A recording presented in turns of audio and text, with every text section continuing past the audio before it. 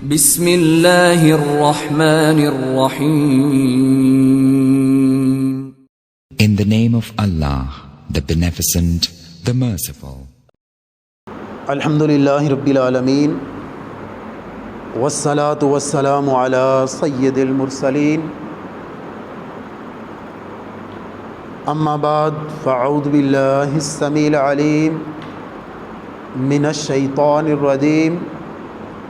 بسم اللہ الرحمن الرحیم.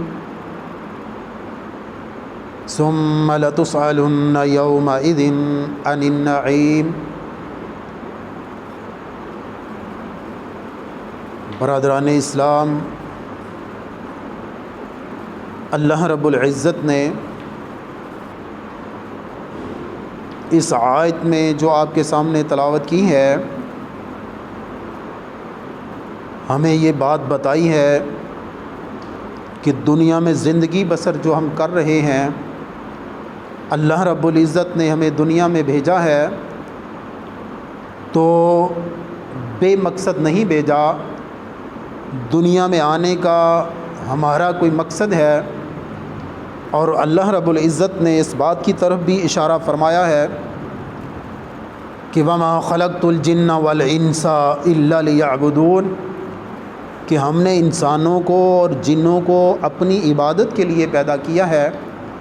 دوسرے مقام پر اللہ رب العزت فرماتے ہیں الذی خلق الموت والحیات لیبلوکم ایکم احسن عملا، کہ ہم نے یہ زندگی اور موت اس لیے بنائی ہے کہ تاکہ ہم دیکھیں کہ تم میں سے اچھے اعمال کون کرتا ہے.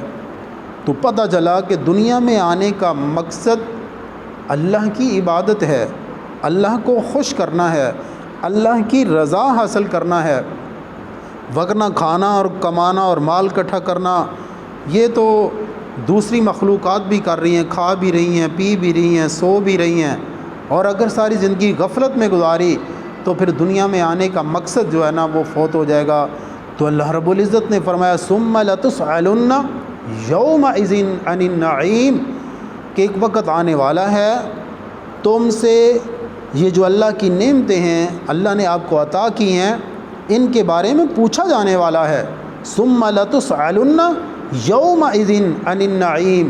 ہمیں اللہ نے صحت دی ہے، ہمیں اللہ نے فارغ ٹائم دیا ہے، ہمیں اللہ نے یہ زمین اور آسمان، یہ ہوائیں، یہ کھانے پینے کی اشیاء، کتنی نعمتوں سے نوازا ہے. تو اللہ رب العزت کا کہنے کا جو مقصد ہے کہ کل قیامت والے دن آپ سے سوال کیا جائے گا، آپ سے پوچھا جائے گا کہ میں نے اگر اتنی نعمتیں آپ کو دی ہیں تو ان نعمتوں کا آپ نے کیا شکریہ ادا کیا ہے، اللہ کا کیا شکریہ ادا کیا ہے. تو میرے بھائیوں، میری اسلامی روحانی ماں اور بہنوں، اللہ رب العزت نے یہ جو کہا ہے نا کہ کل قیامت والے دن آپ سے سوال کیا جائے گا، پوچھا جائے گا نعمتوں کے بارے میں، تو یہ جو اللہ نے نعمتیں دی ہیں ان کا شکریہ کیا ہے، ان نعمتوں کا ہم اللہ کا شکریہ ادا کیسے کر سکتے ہیں کہ انسان ساری زندگی کتاب و سنت کے مطابق گزارے، اللہ اس کے رسول کے قوانین کے مطابق گزارے. اور نبی کائنات علیہ الصلاۃ والسلام نے بھی اس بات کی تصدیق کرتے ہوئے اور اس کی تشریح بیان کرتے ہوئے فرمایا کہ لا تزال قدم عبد یوم القیامہ حتی یسأل عن خمس، کہ کل قیامت والے دن اللہ کی عدالت میں جب تک انسان 5 چیزوں کا، 5 سوالوں کا جواب نہیں دے گا، اتنی دیر اس کے قدم، انسان مرد و عورت کے قدم اللہ کی عدالت سے ہل نہیں سکیں گے، جنبش نہیں کر سکیں گے. میرے بھائیوں، یہ دنیا کی عدالت نہیں ہے، دنیا کی عدالتیں نہیں ہوں گی کہ انسان جو مرضی اللہ کی نافرمانی، بغاوت کرے، کسی غریب پہ ظلم کرے، زیادتی کرے اور پھر مال و دولت لگا کے اس عدالت سے سرخرو ہو جاتا ہے. اللہ کی عدالت میں انصاف ہوگا.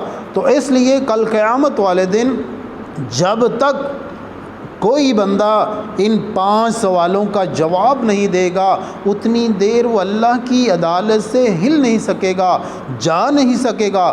تو سب سے پہلے جو سوال ہوگا وہ ہوگا عن عمرہ فیما افنا، کہ اے بندے میں نے آپ کو 20 سال 40 سال 50 سال 60 سال 1000 سال زندگی عطا کی تھی، آپ نے اس زندگی میں کتنی اللہ کی نافرمانی کی ہے اور کتنی اللہ کی تابع داری کی ہے، اور اس زندگی میں اللہ کی کتنی باتیں مانی ہیں، اللہ اس رسول کی کتنی باتیں مانی ہیں اور کتنی باتوں کا انکار کیا ہے۔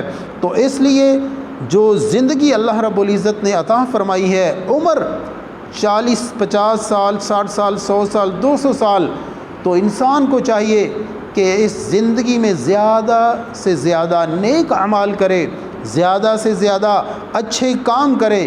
تو میرے بھائیوں، پوچھا جانا ہے اس کی عمر کے بارے میں، اور اس کے بعد خصوصاً دوسرا سوال عن شبابی ہی، اس کی جوانی کے متعلق پوچھا جائے گا۔ میں نے آپ کو جوانی دی تھی، آپ نے وہ کیسے اس جوانی کو استعمال کیا ہے؟ کہ اللہ اور اس کے رسول کی اطاعت کی ہے یا اس جوانی میں لوگوں کو تنگ کیا ہے؟ اس کے بعد میرے بھائیوں سوال کیا جائے گا مال کمایا کہاں سے تھا، اور آپ نے خرچ کن کاموں میں کیا ہے؟ کیا اچھے کاموں میں کیا ہے یا برے کاموں میں کیا ہے؟ کیا کتاب و سنت کی اشاعت میں کیا ہے یا بے حیائی کے کاموں میں کیا ہے؟ پوچھا جائے گا کہ ذریعہ معاش کیا تھا، آپ نے مال کہاں سے کمایا تھا اور خرچ کہاں کیا تھا؟ اور اس کے بعد جو سوال کیا جائے گا، پھر پوچھا جائے گا علم کے بارے میں کہ ہم نے آپ کو علم عطا کیا تھا، جو آپ نے علم سیکھا تھا اس کے مطابق آپ نے عمل کتنا کیا تھا؟ تو پتہ چلا کہ علم حاصل کرنے کے بعد عمل کرنا بھی بہت ضروری ہے۔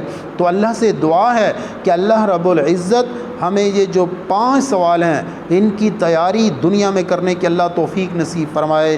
وآخر دعوانا الحمدللہ رب العالمین۔